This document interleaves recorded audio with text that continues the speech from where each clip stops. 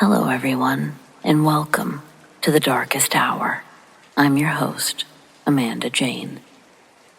Tonight we're diving into an hour of true ghost stories. Not all of them are friendly. Most are anything but ordinary, and all of them will have you questioning most things you thought you knew about the dead and the living. Wondering, what if ghosts aren't trapped at all? What if they're still choosing to stay? And maybe they're not just watching, they're waiting. Because sometimes it's not about where the story takes place. It's about what refuses to leave and what it's waiting for. So, let's get started, shall we?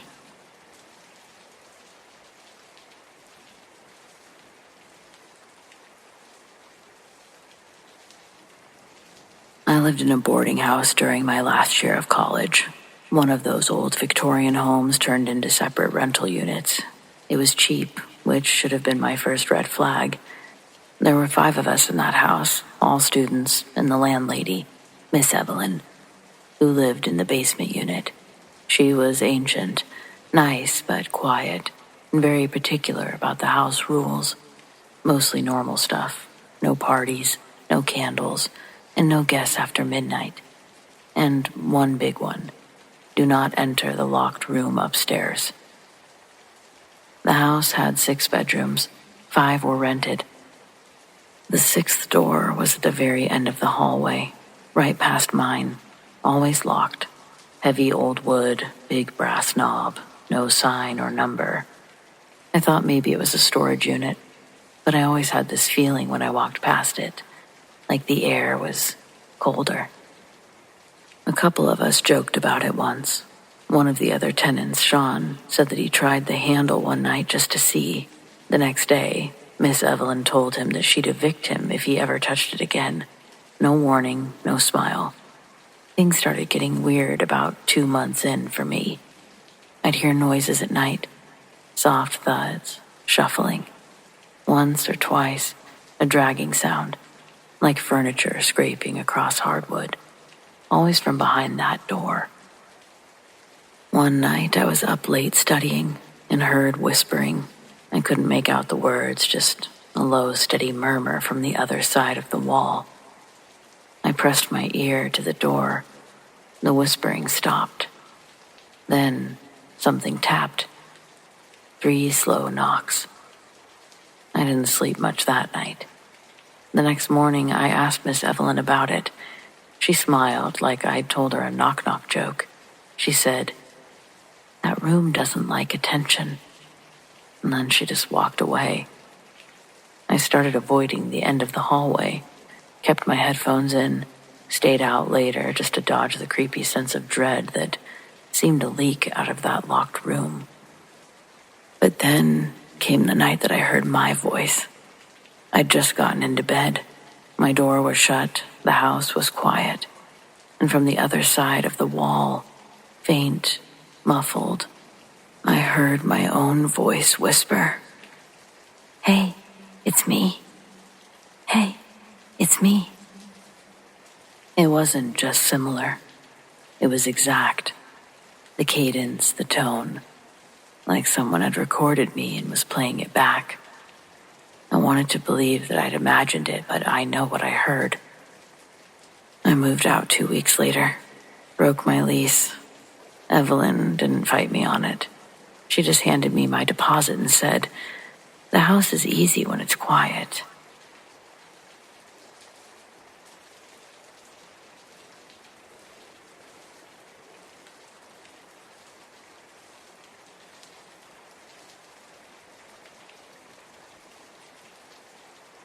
I inherited a laundromat that I didn't want.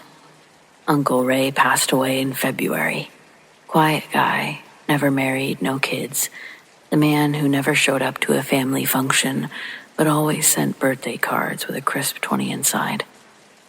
All I really knew about him was that he ran this 24-hour laundromat just off the interstate and didn't trust banks. So when the attorney told me that he'd left the whole thing to me, including the land, I figured that I'd drive down, look it over, and probably sell it. I wasn't expecting the place to still be open. It was just past 11 p.m. when I pulled into the gravel lot.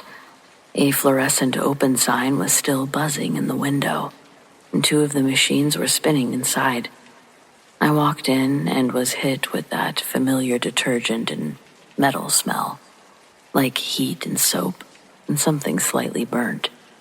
The air was dry, and there was no one behind the counter, no customers, just the hum of old appliances doing their thing. There's a long mirror across the back wall, and I caught my own reflection. Half-lit, road-tired, and deeply uncomfortable. I don't know why, but the place felt homey and eerie. I hit the bell on the front counter, no answer. And that's when I noticed a dryer in the back corner, number 6. A different model than the others, slightly rounder, older, almost retro. All the others were beige, but this one was steel gray with flaking red letters. The door had a tiny dent in it, like someone had kicked it in, and unlike the rest, it had no coin slot, just a faded yellow sticker that read, "Do not use, not in service." It was the only dryer making noise. I walked over, expecting to see it rattling or glitching, but no, it was running smoothly. A soft thump, thump, thump sound came from inside, like something was rolling around. It wasn't plugged in. How is that possible?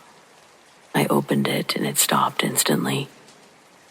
Inside was an old towel.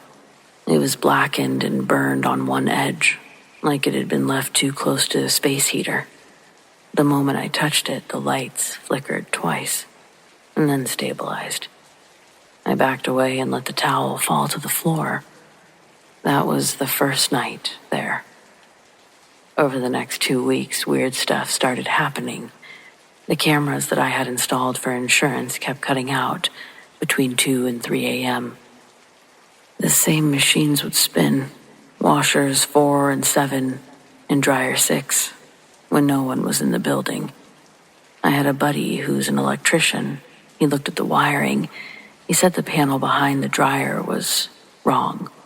When I asked what he meant, he just said that it didn't connect to the rest of the system. Said it looked patched into something older. I was staying in the little manager's office upstairs. One night I was jolted awake by what sounded like screaming, muffled. I ran downstairs with a bat, thinking maybe a homeless person had broken in or gotten stuck. The door was locked, no windows open, but dryer 6 was running again. Something inside of it was banging against the door inside, like fists, loud, desperate. I opened it. It was empty. No towels, nothing, just a faint burning smell and a warm trail of water pooling onto the floor. I don't scare easy, but I called my sister at 3 a.m. that night. I told her that I was thinking of settling everything as is. 2 days before I had someone lined up to come appraise the property, I found a box of receipts and logs in the storage closet, handwritten, going all the way back to 1978. My uncle had recorded every incident that had ever occurred in the laundromat. Mostly boring stuff, but near the back was a page titled, "The Fire, October 13th, 1983. I didn't know about the fire. Apparently, a local woman, single mom, worked nights, had fallen asleep waiting for her clothes to dry. Her 5-year-old daughter was with her. The wiring caught fire in the back. The place went up fast. They only ever found the mother. The girl was presumed dead, though her remains were never located. The report ended with, dryer 6 was the ignition point. Manufacturer claims they never made a model matching its description." I think Uncle Ray knew about the weirdness. I think he kept the laundromat running because it kept something contained. like it was a prison cell that only worked if people were still using the other machines, feeding it quarters and cycles and time. I think the girl never left, or if she did, something else took her place. I often see dryer 6 spinning. I'm never surprised, but sometimes when I open it, I see that burned towel back inside. I don't even know if it's the same one, or how it gets in there. Probably time to get rid of this thing, but from what I've read, I think Uncle Ray tried that already. I'm tempted to keep things exactly as they are. I've already inherited this laundromat I didn't want. I don't want to inherit some bad luck by messing things up or changing things. So, I guess it just stays for now.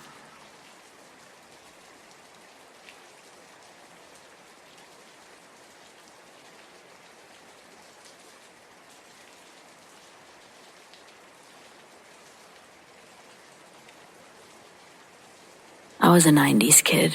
My hometown is really small, and there wasn't a lot to do there. We had one park and one roller rink that everyone went to, and the roller rink closed in '92 when I was only 6. By the time I turned 12, it was just an abandoned building that teenagers used to hang out. One of my friends lived across the street, so we would wait for the teens to leave and raid the place for any stashed alcohol. We rarely had any luck, but one night, we found a pint of whiskey with a little bit left in the bottle. There was enough for all 3 of us to take a couple sips. It gave us a pretty good buzz, so we hung out for a while and kept looking around. There were no skates left behind the counter, but we found an old newspaper from when the rink closed down. We were so young when it happened that we never knew the reason. I'd always assumed it was just out of business, but apparently a kid died there. The article called it a tragic accident, but didn't give many details.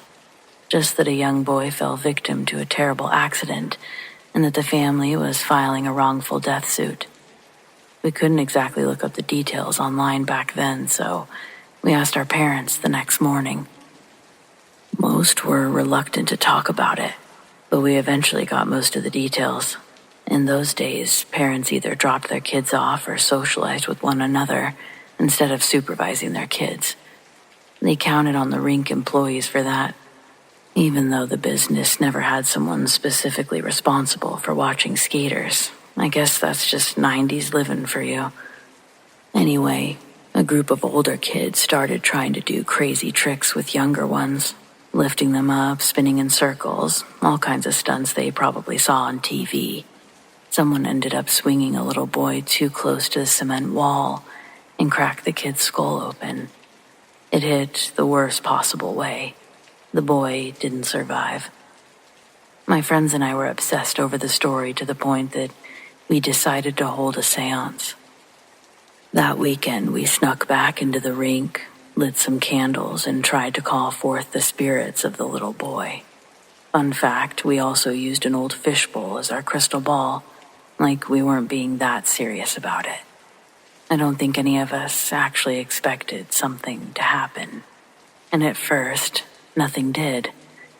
We moaned and groaned and summoned until we got bored, and then we searched for more booze. A few minutes into it, music started playing. It wasn't like someone with a radio. It sounded like it was playing from the speakers. Only the speakers were looted ages ago. There was nothing valuable left. All the electronic wires and copper, long gone. Yet somehow, we had a radio playing on surround sound. We looked everywhere for the source, but we couldn't find anything. Then, the DJ said something about Death Becomes Her, opening in theaters that week. Only that movie came out years before. Turns out it was actually the summer of '92, but we didn't know that offhand. Anywho, the more we listened, the more we realized everything was outdated. There was also an announcement for a Sears that opened back then too. If you want to talk logical explanation, someone would have needed to have a recording of that old broadcast and invisible speakers. So what the hell? And I can't think of an explanation at all for the next part. We were a little freaked out, but we didn't get really scared until the noises started. Like a bunch of people were skating. It wasn't playing through whatever the music was. This was coming from the actual rink. It was literally in the room with us. There was a hint of laughter in the air before a loud smack and a symphony of people screaming and panicking. To get out, we had to run straight through the chaos. One of my friends fell near the wall, said it felt like she tripped over something. Obviously, nothing was there, but she was sure that her foot kicked something. Once we got outside, all the noise stopped, including the music. It was like someone hit a switch. We lingered for a minute, trying to convince one another to go back inside, get the supplies, but none of us did. Eventually, we made our way back to my friend's house, and that was that. Over the following weeks, we watched the older kids come and go with no problem, but it was years before we went back inside ourselves. We never had another experience like that, but in 10th grade, one of my friends told me that her and a group of kids got scared out of there because of a sudden loud banging noise. They'd just been standing near that concrete wall when it happened. They thought someone had thrown something at them, but nothing was there. My senior year, they turned that place into a gym. After that, it was a restaurant, and today, it's an empty lot.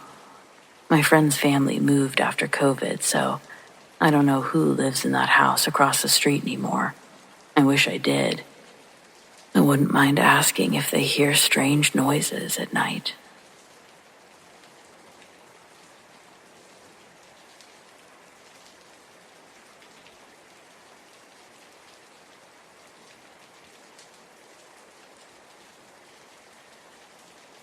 In the early 2000s, I cleaned houses for rich people in one of those super bougie gated communities. I thought that they would all be newly built, look at my charmed life type places, but that was most certainly not the case. One of those houses was straight up haunted, and nothing will ever convince me otherwise. Most of the time I cleaned when no one was home. When they were home, they avoided me because God forbid you socialize with the help. I'm not complaining. 99% of the time, that's how I preferred it. Let me do my job and get out. I got things to do. But this one house, man, this one house. I would sit a rag in the middle of the table and come back to find it several feet away on the floor. I'd hear footsteps running past me when no one was there. I almost quit so many times, but I really needed the money. Really needed it. Instead, I perfected my routine, made sure that I was out of there in under an hour. One day, I ran into the kid's nanny. She had to come back for something the older boy had forgotten. I was having a particularly hard day with the house, so I asked her point blank, "What's up with this place?" I couldn't possibly be the only one experiencing the insanity. Apparently, this was a murder-suicide house. Wife wanted to leave the husband. Husband was all over my dead body. He killed his wife and 5-year-old before himself. So yeah, I'd say that pretty much explains it. Once the nanny left, I deeply regretted asking. It made every random noise and stray footsteps that much worse. I especially hated when they pulled the doors out of my hand. I'd try to open one, and it would slam shut, locking me in whatever room I was cleaning. Then one day I was working in the master bedroom. There was a fancy full-length mirror in the corner. I sprayed it down, and when I started wiping it, there was a black silhouette standing behind me. Of course, I turned around to see nothing. When I looked back in the mirror, nothing again. I finished cleaning as fast as I could, always keeping an eye on my surroundings. And then I saw my face. It was different. That was not me. It wasn't even matching my movements. It was like some other woman's face was spliced over mine. I screamed. Thank God no one else was home, because I wasn't prepared to deal with explanations. Not at that moment. I grabbed my stuff and ran out. I was so poor that I had to keep working there for another 6 months before I could afford to quit. But from that day on, I brought my sister with me for backup. We still experienced a bunch of unusual stuff, but I'm eternally grateful I never saw that figure or that woman's face again. I'll never forget any of it for as long as I live. And people can call me crazy, whatever they want, but I'll go to my grave knowing that shit was real.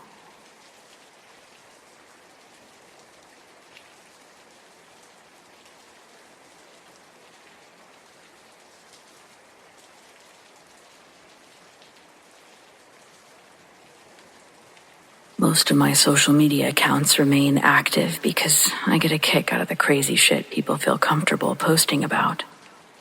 Personally, I rarely post, and when I do, it's mostly of our dogs with the kids.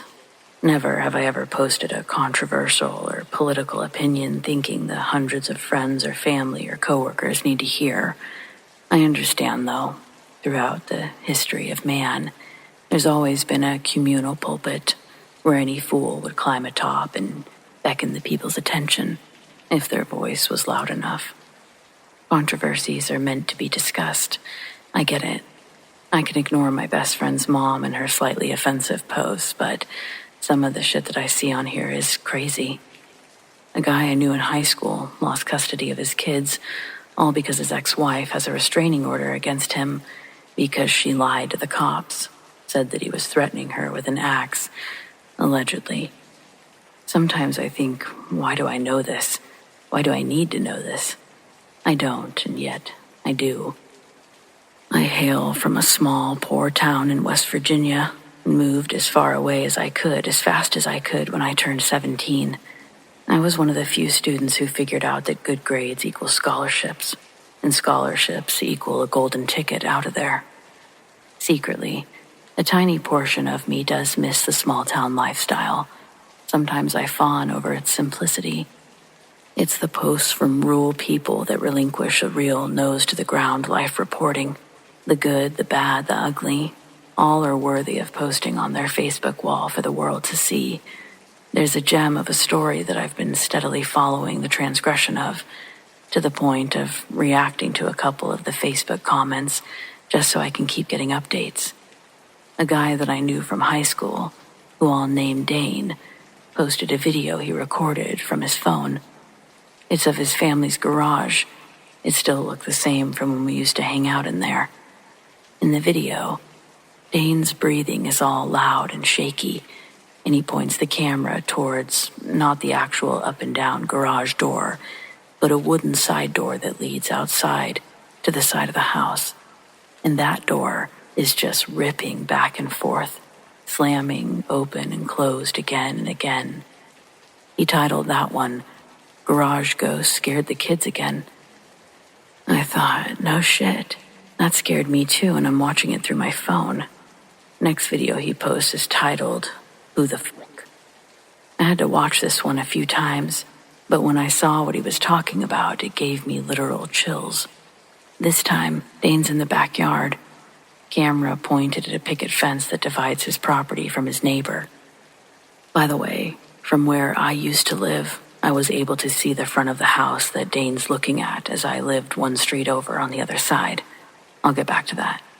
But in this video, it's nighttime, and Dane's using the flashlight of his phone to light up as much of his backyard as he can from where he's standing, which looks to be the middle of the yard because the phone's light doesn't stretch too far.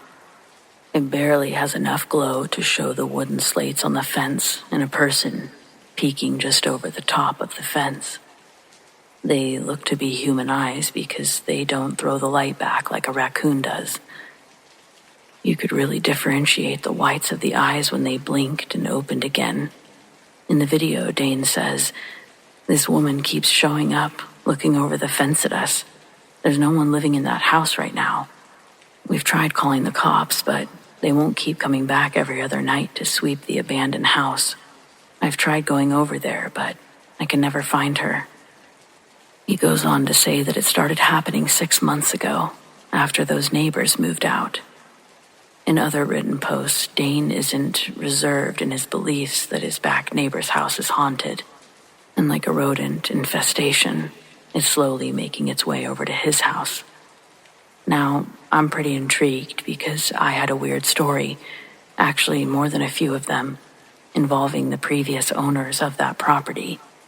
3 sisters, all looked to be midlife, 40s or 50s, all living together and all sharing an equally bitchy scowl when they'd see you. Again, I lived on the other side of them. I used to be able to see right into the front of their house from my bedroom window. I remember he and I used to talk about how scary those 3 sisters were. I think because I was a girl and Dane wanted to act tough in front of me, he never admitted to being creeped out by their behavior across the fence. But I know that we used to talk about seeing them up at all different hours of the night. There would always be candles moving from room to room of the house. I don't think I ever saw an actual light bulb in there once. I reached out to Dane on Messenger and he replied within a couple of minutes. He said that he's only been living back home for a little over a year. Nikki, his girlfriend, had another baby. He said this is kid number 5. So they moved back home for free babysitting at La Casa de la Grandparents. I'm like, that's cool, man. Holy shit, 5 kids. He's like, yeah, when the new one was born is when everything started hitting the fan. Like the baby attracted something.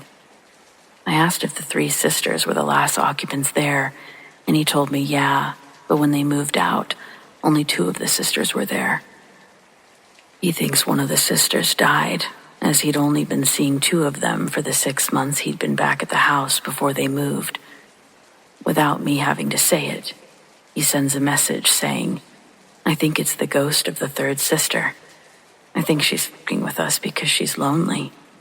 Or maybe she wants to possess the baby. All I know is I got Jesus on my side, bitch. Okay. I tell him, that's heavy, bro. I'm sorry about that. And that was the last message I sent him. I decided not to share my story with him because it sounded like he already had a lot on his plate, and I thought it might stress him out more, but I'll tell you. So I could see the front of these 3 sisters' house for the first year or so that the women were living there. I always thought that there was a little girl that also lived with them. I assumed her to be one of their daughters. She looked to be 5 or 6. And once it was really late at night, and I was riding my bike home from a party. I turned onto my street, and she was doing ballet in the front yard, all by herself. Mind you, it was close to 4 in the morning, so seeing this little girl outside, hopping and dancing around in the dark, it was an unsettling sight to come across. But she was the least of my concerns as I got off my bike and tried to slowly walk it up my driveway, trying to remain undetected from my parental guardians. Our driveway was gravel, so every move sounded louder than necessary. When I get to the grass of the backyard, I'm able to relax a bit more. Before I fully entered the backyard, I glanced back over my shoulder toward the little girl. But instead of seeing her, I locked eyes with one of the sisters, standing at the edge of their yard. It scared the absolute hell out of me. The glare that she had frightened me to the core.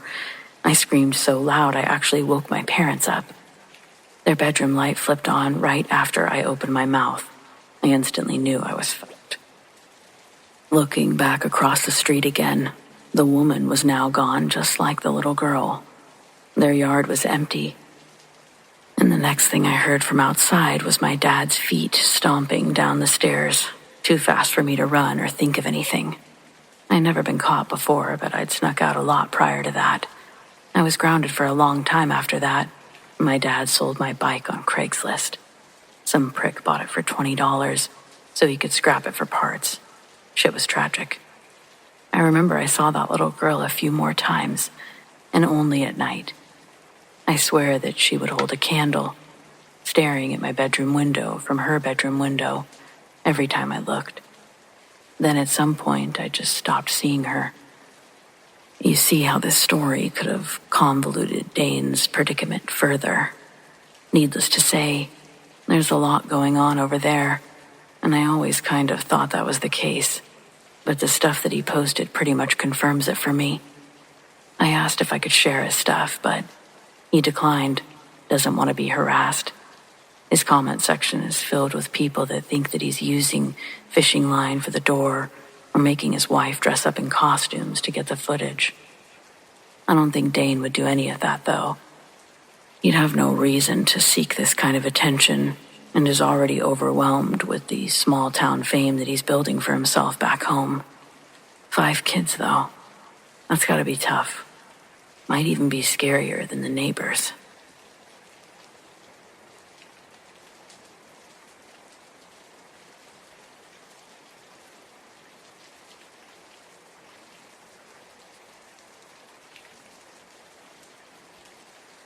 Years ago, I used to be a lifeguard. Small neighborhood pool, nothing fancy, just 6 lap lanes, a diving board, and a chlorine tank that always leaked. I worked there every summer in my teens, then stayed on part-time in my 20s while figuring out what to do with my life. Now I work with the city through Parks and Rec. We happen to be responsible for the property the pool sits on. It's an old pool anyway. We shut the place down in 2011. Technically, it was a chemical issue. Filters went bad, the water turned cloudy, and one of the staff had a bad reaction. But unofficially, there was an incident that no one talked about. Something that happened late one night after closing. I didn't witness it myself, but I was on shift earlier that day. I remember that despite it being July, it was unusually cold. Chalked up to a building falling apart. But then, after dark, a teenage girl had drowned. Only she didn't look drowned when they pulled her out. No bloating, no fluid in her lungs, just pale, still.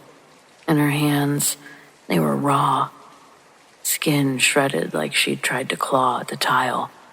And the worst part, there were fingernail marks under the pool's cover. But it hadn't come loose. They drained the whole thing after that, and they never reopened. Flash forward to last week. I get a call from one of the new guys at Parks and Rec. Says the motion lights keep going off at the old pool. He went to check it out. Reported the place was still locked up and he couldn't see how anyone could have gotten in. Yet he said he heard strange noises coming from inside. Splashing. Footsteps in the locker room, doors slamming, but no one was there. Normally, I'd write that stuff off or tell him to phone the police. I mean, the pool doesn't even have water, so I'm not sure about the splashing. But I don't know. Something in his voice struck me. He sounded shaken, like he wanted me to tell him it was nothing. When I mentioned making a police report, he almost sounded embarrassed at the idea. So I said I'd swing by. It was just after 10 p.m. when I pulled up. The gate padlock was intact. I drove around with my spotlight, checking the windows, doors. No sign of forced entry, all as the rookie had explained. But as soon as I stepped out of the truck, I heard it. The distinct echo of water moving. Not wind. I mean full-on swimming sounds. Arms slicing water. A quiet splash every few seconds. I still had my key to the pool house. I unlocked the main door, stepped inside. Everything was dark. I noticed the locker room lights flicker behind me, motion activated, except I hadn't walked far enough to trigger them. I didn't think so. The inside hadn't changed much, smelled like mildew and old sunscreen. Most of the lockers were still labeled with duct tape from over a decade ago. I walked through the showers, across the maintenance area, and onto the pool deck. The last time I'd even peered in, the water was still drained. Cracked white tiles stretched out in every direction. The deep end was a stained, echoey hole, and in the silence I could hear the echo of my own breath bouncing back at me. But upon closer inspection, there was still some water, just a thin channel, a ripple that ran the length of the pool. It shimmered differently than the dry tile around it on the outside, but it was more than a shimmer. It seemed like movement. As I walked the perimeter, I noticed something unusual, for sure. Wet footprints. Not mine. I was still standing on the dry deck. These prints went from the edge of the pool to the lifeguard chair and stopped. I climbed the chair to get an overall better view of the pool. From up there, you could see it clearer. The water was anything but still. No shape that I could make out in the water itself. No head breaking the surface or anything like that. Just the faint gliding motion of someone doing a lazy breaststroke underwater. I watched it move, whatever it was, through the water. Something invisible creating ripples. Watching, it slid forward. When it reached the deep end, it paused. The water was still again, but only for a second. Then uncontrollable splashing. There wasn't a soul in sight, and yet the water was erupting in a way that it only can when something is thrashing in it. I stepped down from the chair, not taking my eyes off the water until I grabbed my phone to call the city guy. Somehow the screen was shattered. I didn't drop it. I swear. I didn't sit on it weird, no excuse. But there it was. It had been crushed. I threw it back in my pocket. In the hallway mirror, I caught my reflection, and I stopped cold. The back of my shirt was soaked, like I'd been dunked, but I hadn't gotten close to the water. I ran a hand back there, and it was freezing cold.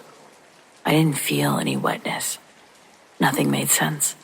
It was scaring the hell out of me. I left, didn't look back.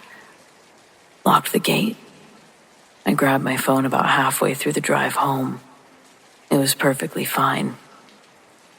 The next morning, I drove by just to see it in the daylight, get over this overwhelming sensation that I just couldn't let go of. The pool was empty. No water and no one swimming, invisible or otherwise. The city as a whole remains convinced that it's kids breaking in, making noises, setting off the lights. But I know what I saw. Something's in there, maybe just a night, swimming laps.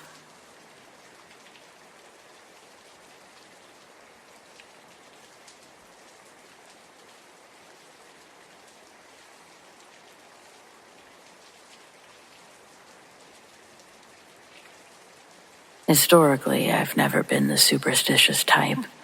I'm more the kind of person who reads way too many articles about baby monitors getting hacked and electrical faults being more common than ghost stories.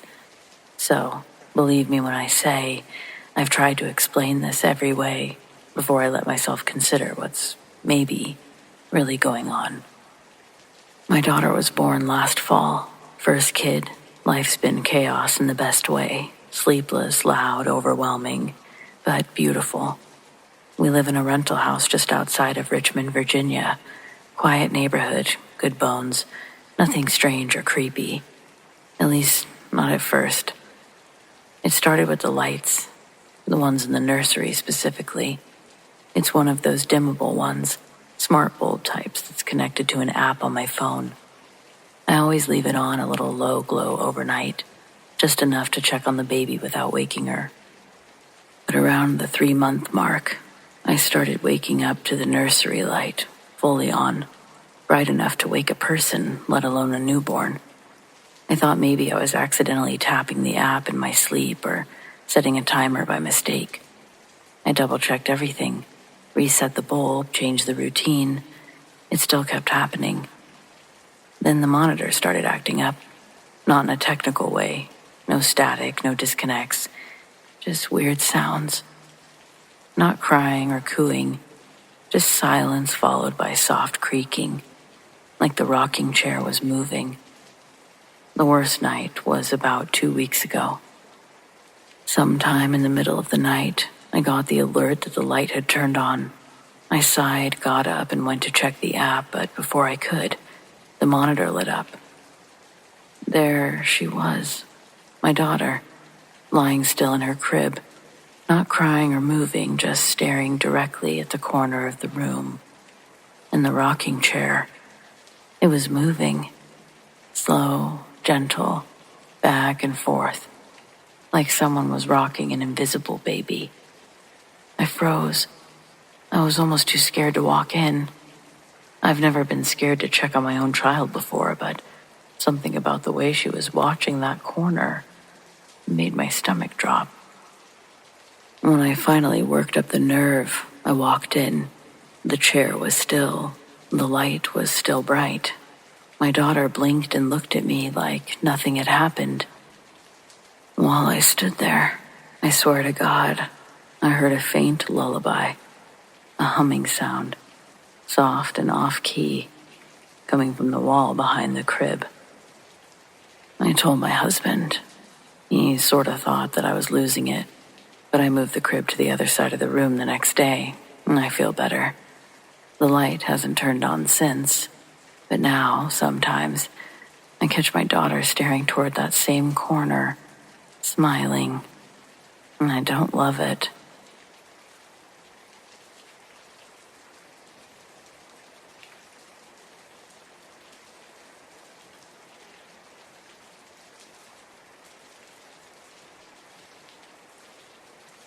I haven't told many people about this, not because I think they'd call me crazy, but because after all these years, I still don't have an answer.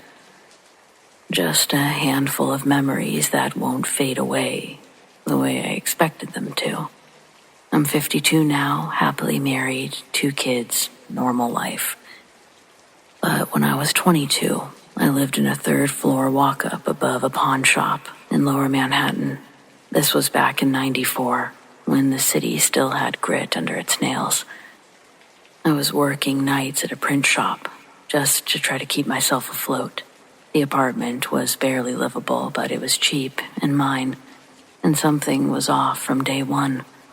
The guy who showed me the place was named Carlo, and I'm pretty sure that he wasn't even a real landlord, just someone watching the building while the owner lived abroad. The place had this yellow look to it.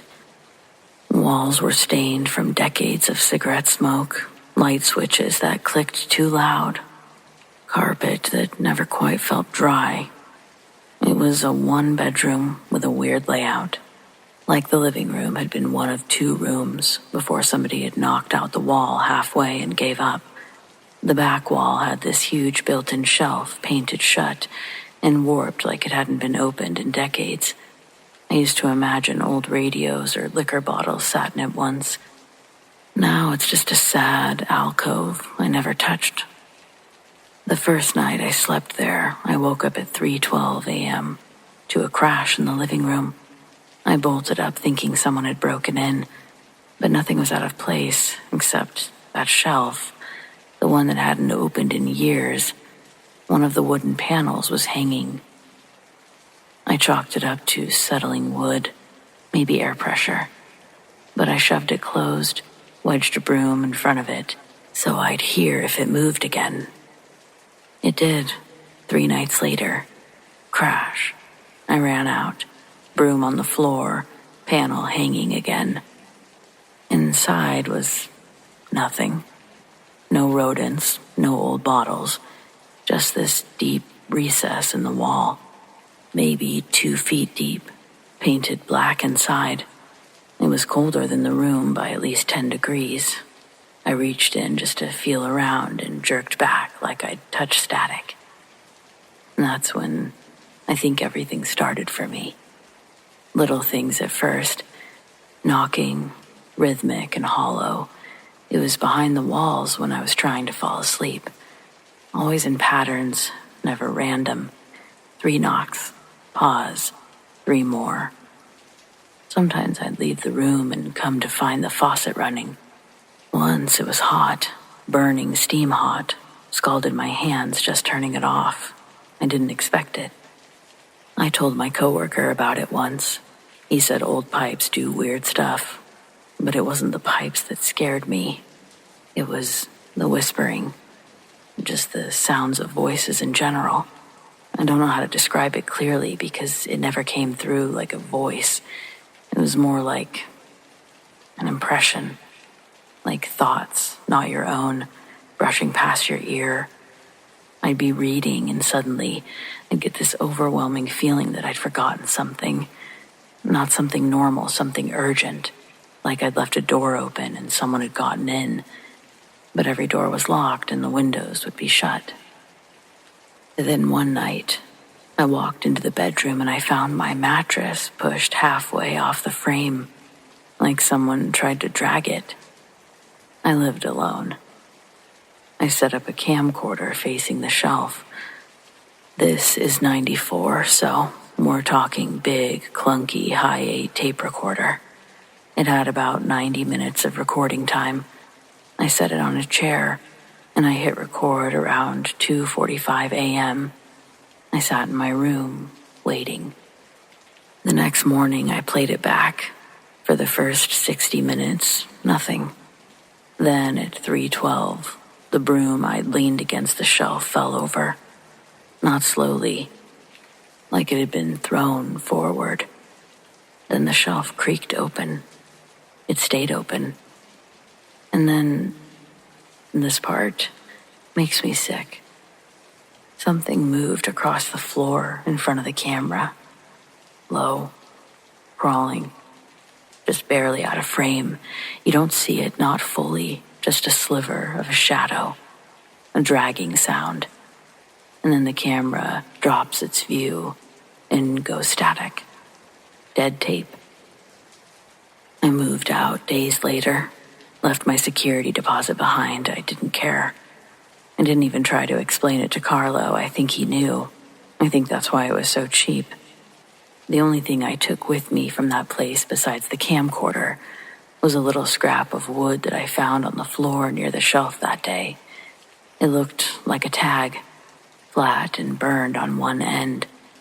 Written in faded ink were the words, "No one live here."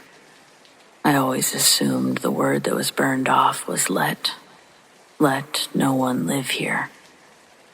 When I couldn't bring myself to look at the tape again, I gave it to a friend to check it out. They told me there was nothing, that it was just a static tape. Dead tape. I can't explain any of it.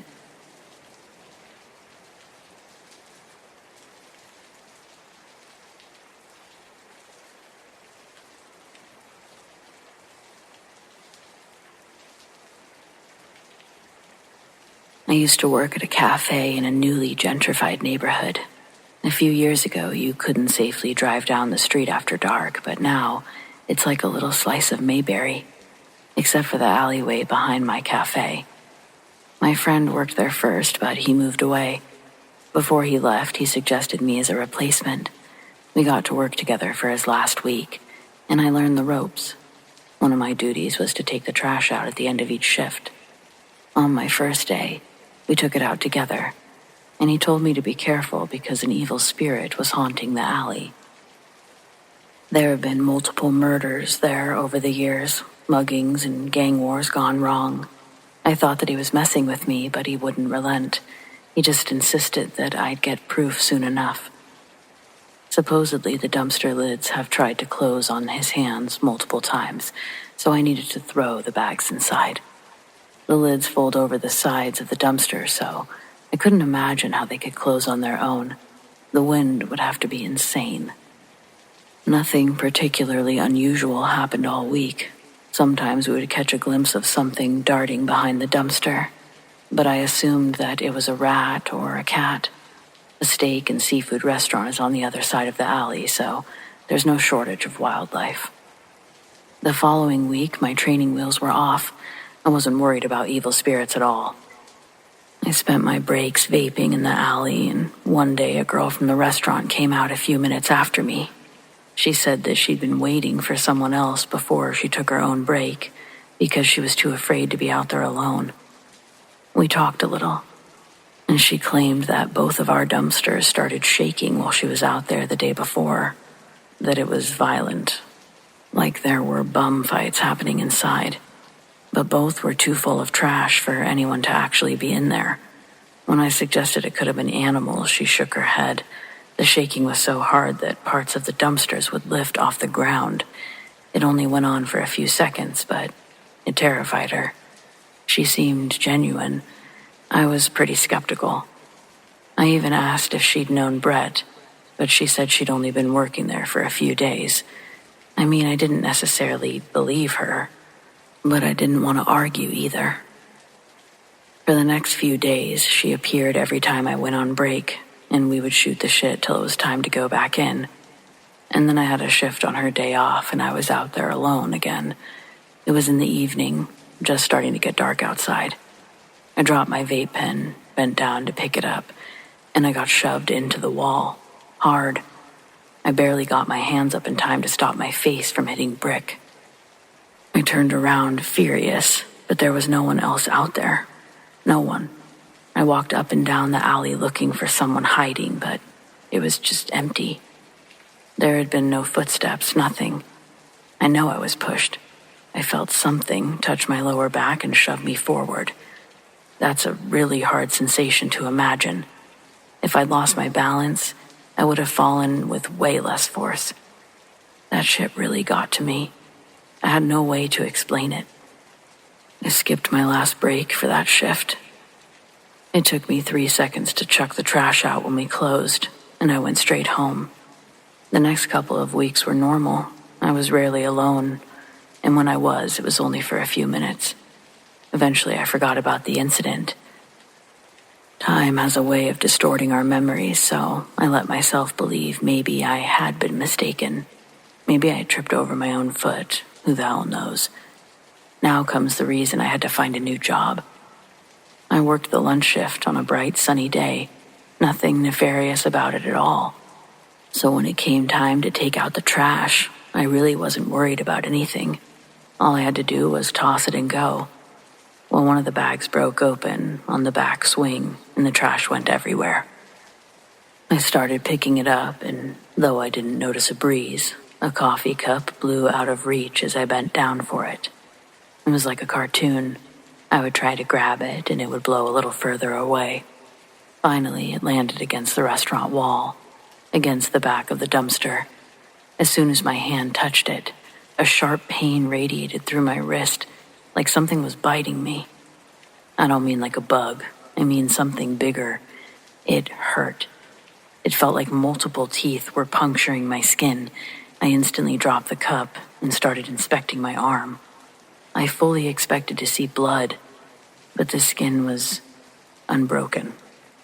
Instead, there was a thin, bright red circle forming around the backside of my wrist. I ran to the bathroom and held it under some cold water, but it did nothing to help. I went home and the pain only got worse. By the next day, it looked like someone had branded me. The thin ring on my wrist had turned into a blister, just like a second-degree burn.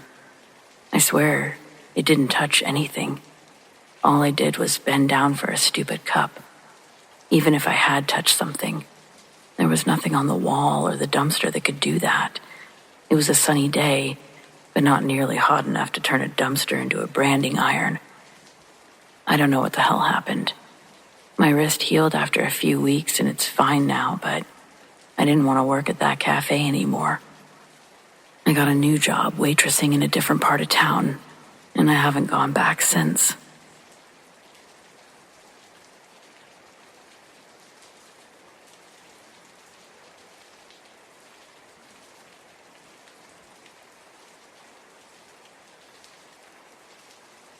I'm well aware this is going to come off as crazy can be. But a couple of years ago, my daughter came to me in a dream. Her name was Allie, and we lost her to a congenital heart defect. But in my dream, she was a teenager, a beautiful spitting image of her dad and I's best features. I knew instantly who she was in my dream, and our interaction felt natural and warm. I don't really remember what exactly we were doing, but I know it was something menial, driving somewhere in the car, the one I have now. She was telling me a story, sitting in the passenger seat. I kept looking over at her, admiring her smile as she laughed. Then, like dreams often do, the moment changed without my knowledge, and suddenly we were at the destination. Our new setting. It took place in a shopping mall. It was one I fondly knew from my childhood. I'm pretty sure this mall that we were exploring had been demolished in the early 2000s, but in my dream, it was the location where we were going to buy Allie some shoes. Walking through the food court, I pointed out the table that I had my first kiss. I could still recap the layout of where all the stores were. Walking next to me, Allie suddenly stops and starts violently coughing. Each cough began to sound worse than the last, and then she began grabbing at her neck, like she was choking. Dream me watched helplessly as my beautiful baby girl's eyes rolled into the back of her head. Both hands release and drop down to her sides, and her head stays tilted upwards. When I look around for help, I realize everyone shared the same features that she did. At a standstill, all looking upward with white eyes.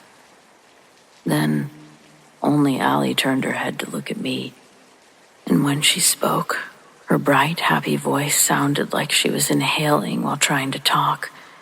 In this raspy, low voice, she said, "There's a spider in the web. Leave it alone. Go home." And then I woke up in a cold sweat.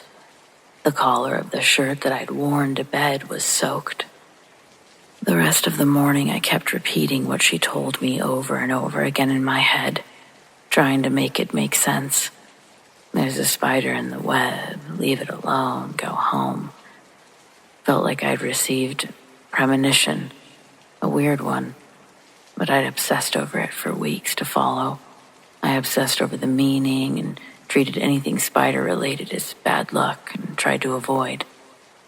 Once, I even made myself late for work because the car in front of me had a Spider-Man bumper sticker, and I refused to drive behind it. I turned down a street that I'd never taken just to get away from it. But nothing seemed to happen. Nothing obvious anyway. And eventually my paranoia became a kind of superstition.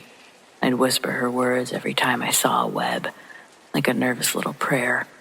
There's a spider in the web, leave it alone, go home. It wasn't until almost a month after the dream that I finally understood what she meant. I'd just gotten off work and remembered a return that I needed to make at this little consignment shop downtown. It was barely a 10-minute detour, and for some reason, I felt like I had the energy to knock it off my to-do list, so I went on a whim. I parked in the alley behind the shop like I always did. As I stepped toward the back door, something caught my eye.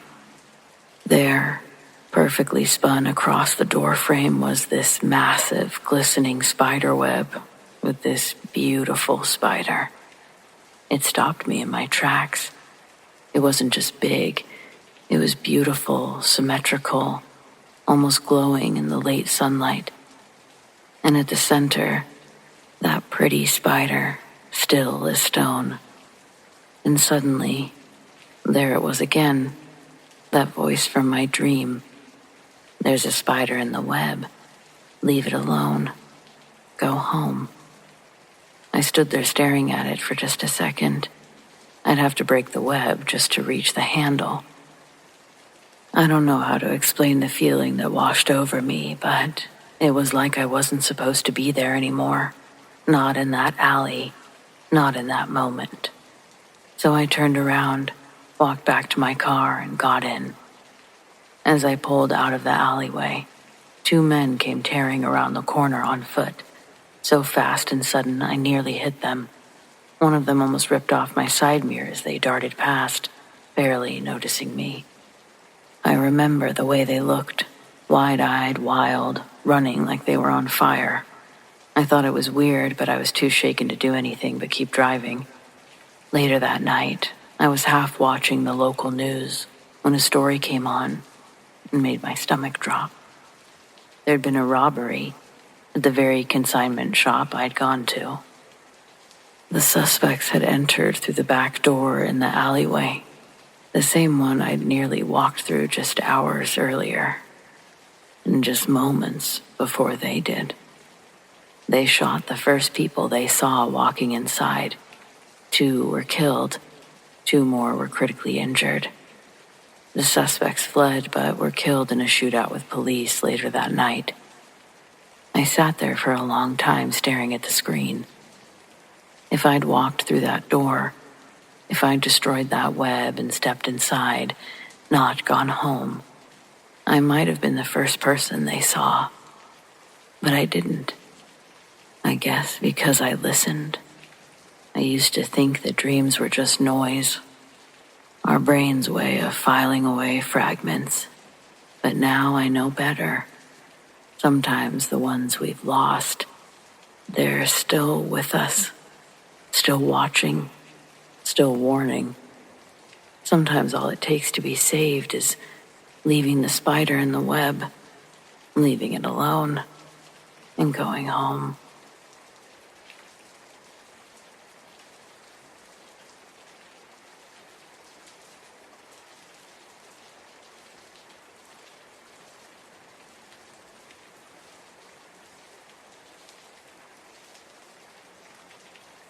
Well, friends, it appears we've reached the end of tonight's episode.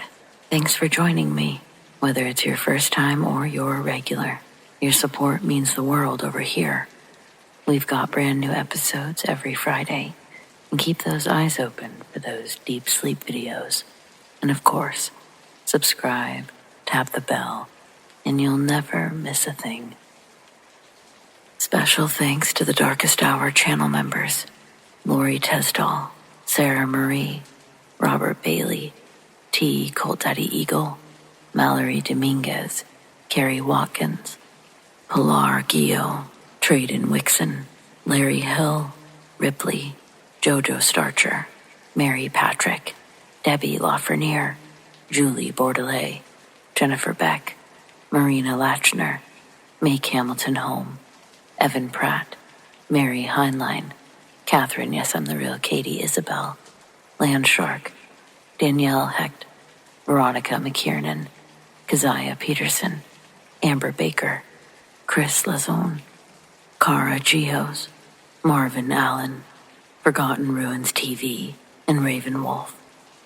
Big thanks to those who shared their stories, and a huge shout out to all of our patrons: Tracy S., Mary H., Tanya F., Tamara K., Monica L., Zoe Watt, Shelley B., Donald C., Marion T., Rat Girl, Alicia S., Aaron G., Nikki H., Mr. Revenant, Naz K., Brendan G., Paul T., Nicholas C., Tony P., Lizanne, Arlene F., Adrian, T.F. Parham, Jason G., Lori T., and Bobo Jenkins.